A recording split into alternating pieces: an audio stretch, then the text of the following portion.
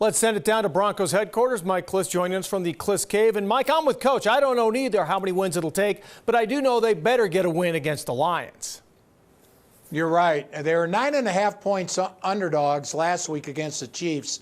I saw one betting site that had the Broncos 9.5 point favorites against the Lions. The Lions got the flu bug going around in their locker room. They got their big win and celebrated and unleashed all their joy last week. They should actually have a letdown coming into Denver on Sunday. The Broncos should win this game. I think they will. And by the way, I think it's going to take the Broncos to go 4-1 to get in the playoffs, 10-7, and they still might need a tiebreaker to get in. Sounds good to me. I'll take 4 out of 5. Mike, Teddy and Detroit head coach Dan Campbell had some entertaining comments today talking about one another.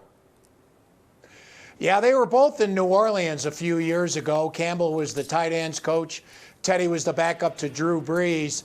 And Dan Campbell said that he said Bridgewater is a stud, a winner, one of those guys. He would take the young guys on Saturday before the game, give them the game plan. And Teddy said when Dan Campbell stood up and talked in front of the entire room, when you walked out of what he had to say, you felt like punching someone in the face for no reason. So, yeah, that's what Dan Campbell effect has had.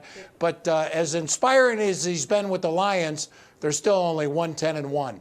Tom feels that way about me sometimes. Oh, no, all the time. Kim does all the time. All the time. Bradley Chubb didn't practice today, Mike, and while Vic Fangio said he's not concerned, I think Broncos country maybe. He just can't stay healthy. Yeah, and he's the number 5 overall draft pick. There's so many expectations on him. And he had 12 sacks his rookie year. He kind of heightened those expectations.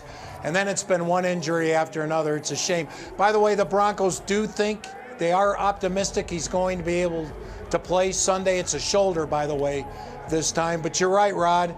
Injuries have found this guy. Some players, some athletes are just like that. It's been unfortunate for Bradley.